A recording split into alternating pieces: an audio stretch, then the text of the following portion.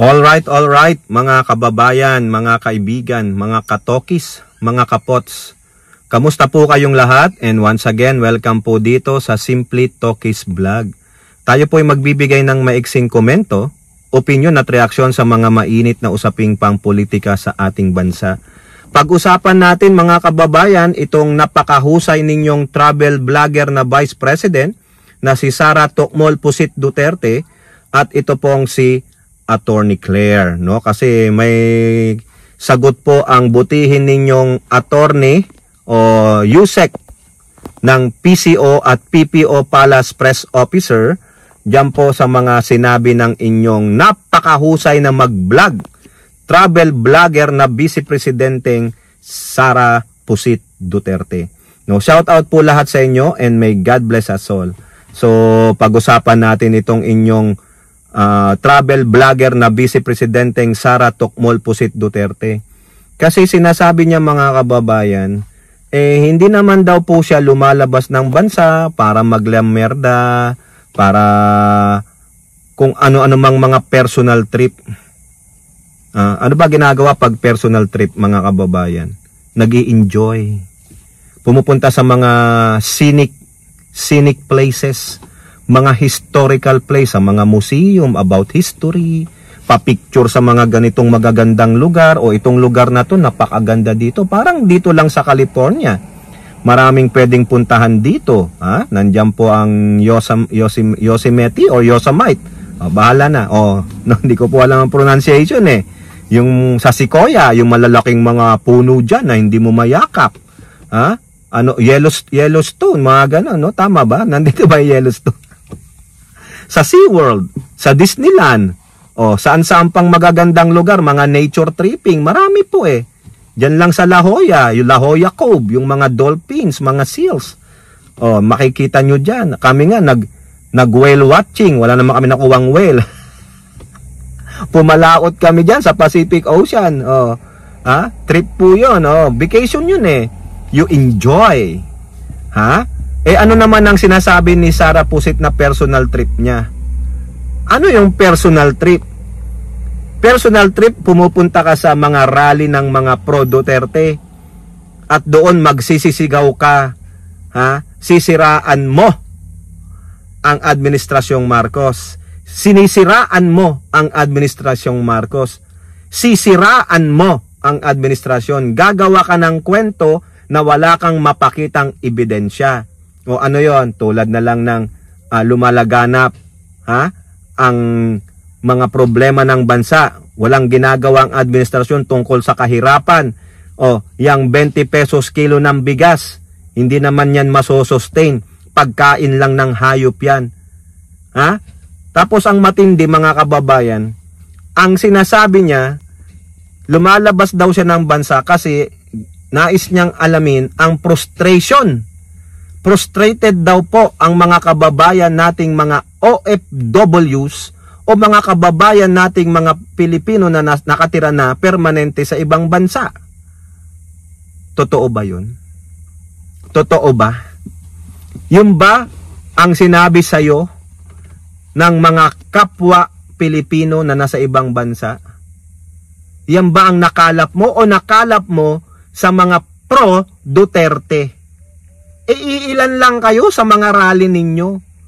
May pinakita pa nga mga kababayan, may pinakita pa yung mismong vlogger nila na nasa LA, yung apat ang mata na babae, yung jukebox queen.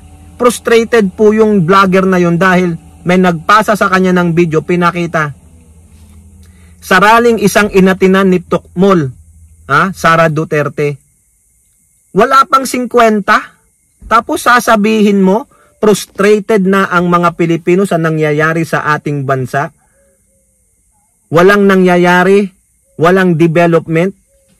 Yung mga proyektong sinimulan ng tatay mo, really?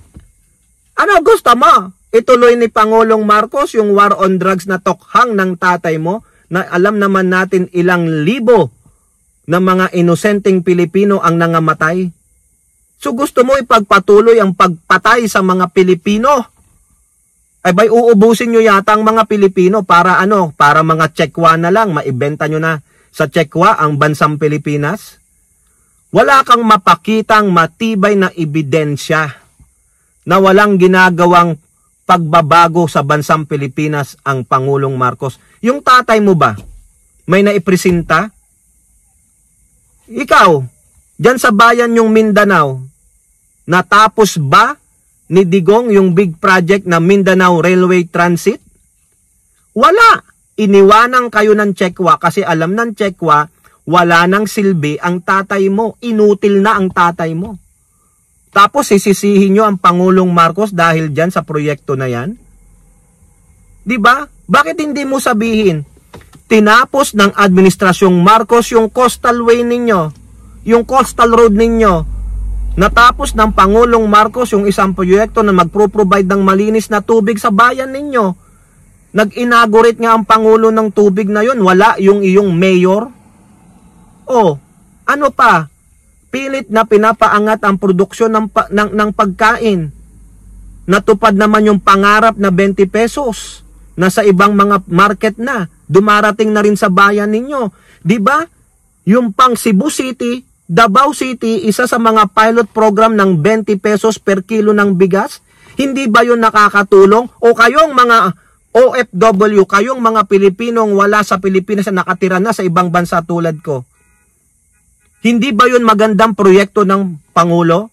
Hindi ba sa palagay ninyo makakatulong yun sa mga kapwa Pilipino natin na nandun sa mabababa? Di ba? Kayo ba nakakaranas ng paghihirap ng mga nandun sa mabababa? Hindi. Dahil magaganda ang pamumuhay nyo dito, may mga trabaho kayo. Di ba? Tapos ikikwento sa inyo ng inyong tukmol, kaya tinawag kong tukmol eh. Di ba alam niyo yung tukmol? Slang term ng tanga. Slang term ng inutil. Tukmol. Di ba? Magkwekwento ka niyan. Sinisira mo yung proyekto. Kayo namang mga naniniwala dyan, wala rin kayong bait sa sarili. Kalat na kalat naman sa social media. Ha? Mga kapwa natin Pilipino sa Pilipinas ang magpapatunay niyan. Diba? Marami po ang nakikinabang ng 20 pesos kilo ng bigas. Yung mga magsasaka, inaalagaan. Ano yung ginawang proyekto ng Pangulo dyan sa National Irrigation Administration? Binigyan sila ng mga kagamitan para paunlarin ang pagsasaka. Yung mga mangingisda. Ha? Biruin nyo nakapagpatayo ng mga cold storage, nakapagtatayo ng rice processing. Diba? May mga solar farms pa dyan sa Subic, sa Rizal. Ano ang gusto ninyo? Tapos makikinig kayo sa tukmol na vice presidente ninyo na wala namang ginawa. Siya po ang hindi nagtratrabaho. Tanungin mo ano ang matibay mong proyekto. Wala, puro ayuda. Libreng sakay niya. Natuklasan pa ng isang mambabatas na mga multo ang nakasakay. Lustay na lustay. Puro travel niya sa ibang bansa. Sinong gumagasto sa kanya? Sabihin niyang personal trip? Personal pera niya? Eh dapat nga hindi ka pasahuran eh. Tapos kung sponsor ka pa ng mga OFW, abay mahiya ka naman. 'Di ba? Kayong mga naniniwala pa diyan sa inyong vice presidente ng mga OFW, eh mga tukmol din kayo. 'Di ba? Kaya daw siya lumalabas ng bansa kasi frustrated na ang mga Pilipino. Really? I'm not frustrated. Sa ginagawang pagpapaunlad ng Pangulo, what I am frustrated about is itong mga politiko na kumakampi sa'yo.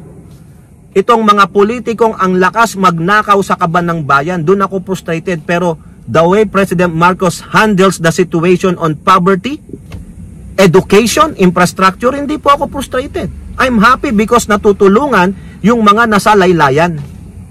Hindi ba kayo happy? Dapat nga sarali na yan, may pumunta ng mga hindi pro Duterte. Yung talagang nakakaalam ng katotohanan, pagbabatuhin nyo ng itlog. Kaso ang mahal po ng itlog eh. Iprito ko na lang, murahin ninyo. Makita ko lang yan sa San Diego, sa National City. Mumurahin ko talaga yan. Oo, mumurahin ko talaga yan. Diba? Maghalo ng balat sa tinalupan. Mumurahin ko talaga. Babatuhin ko talaga siya ng itlog. Bibili ako ng isang dosena dun sa Seafood City. Batuhin ko talaga. Magkano ba yon? $12. Malaki din yun ah. Di ba? O ulitin ko, yung mga maniniwala kay Tukmol Sara Duterte sa mga pinagsasabi niya na walang ginagawang administrasyon, tukmol din kayo. Mga idiota din kayo. Ha? Bakit hindi kayo manood doon sa mga nagbabalita ng katotohanan? Hindi sa nanggagaling sa bunganga ng fake news maker na yan. Sabi ni Yusek Castro, si Sara Duterte ang #1 fake news maker. Lalong-lalo na nung sinasabi niyang, sinabi daw ni Yusek Castro na hindi siya binigyan ng travel authority na nagpunta na siya ng Kuwait. Walang ganong sinabi si Yusek Castro. Future at sinabing bibigyan siya ng travel authority. Naniwala si Tukmol Sara Pusit Duterte sa fake news ng sarili nilang vlogger. E paano sila mga fake news? O ngayon, ano ang sabi ni Attorney Claire Castro, si Yusek Castro sa kanya? Hindi po sagot sa problema ang paglabas-labas ng bansa. Alam mo naman palang may problema, bakit hindi ka makipagtulungan? Miyembro ka rin naman ng gobyerno, pasahuring ka rin ng gobyerno, pasahuring ka ng taong bayan. O hindi ka nagtatrabaho, so therefore ninanakaw mo ang pera ng taong bayan. Yung taxes na binabayad, kinukupit mo. Wala kang output. Wala kang performance. Tignan mo nga, bagsak yung performance mo. Bakit? Puro ka travel Puro ka pasarap. Sa ordinaryong manggagawa pag ganyan, sisante ka na. Abay, ang dami mong bakasyon. Bakit? Ini-enable ka din ng Malacanang Pinapayagan ka pang mag-travel ng mag-travel Kung ako sa Malacanang, put down the hammer. Hindi pwede. Magtrabaho ka. Sayang ang pinapasahod sa'yo ng taong bayan. Kaya sabi ni Attorney Claire, hindi solusyon ang palaging paglabas-labas ng bansa.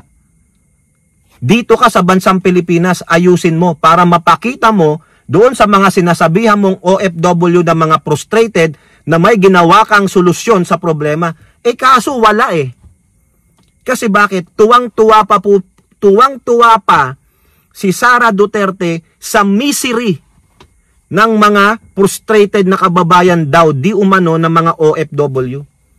Tuwang-tuwa pa siya, mini-milk out niya yan. Ginagamit niya para makapunto siya politically. Oo, hindi nyo ba alam na ginagamit lang kayo ni Sara Duterte tapos kayo na nga ang frustrated, kayo pa ang boboto sa kanya? Ano naman ang napakita niyang solusyon? Pinakitaan ba kayo ng tamang solusyon? Wala. Yung sinasabi niyang, ako alam ko ang solusyon sa pagbaba ng presyo ng bigas para maging 20. Sinabi niya ba? Wala. O ngayon, tanungin niyo siya, anong magagawa mong solusyon para dyan sa South China Sea, sa West Philippine Sea? Ano ang magagawa mong solusyon sa patuloy na pamamayagpag ng mga kriminal ng mga Chekwa sa Pilipinas? Ano ang magagawa mong solusyon para sa mga corrupt na officials? Ang dami niyang kakamping ng corrupt, di ba? Ano magagawa niya? Paano mo iibsan ng kahirapan at kagutuman at kawalan ng trabaho? Sa isang pitik ba ng kamay niya, lahat ng problema masusolusyonan niya? Wow, di ang galing niya. Hindi niya nga nila nasolusyonan yung droga sa lugar nila Di ba? Yung sinasabi lang malinis sila, hindi po. Kasinungalingan. Lahat ng lumalabas sa bibig ng pamilyang itong Duterte, puro kasinungalingan. Bakit? Sinungaling yung tatay Mamamatay tao yung tatay, magnanakaw yung tatay, the apple doesn't fall far from the tree. Di ba? Kung ano ang puno, sabi ni Harry Roque, kung ano ang puno, siya ang bunga. O di ba? Ano yung puno? Magnanakaw, mamamatay tao, ano bunga? Ganun din po. O kayo po, ano pong inyong masasabi? Comment down below and don't forget to like and share. Hope to see you in the next videos. Bye-bye. God bless.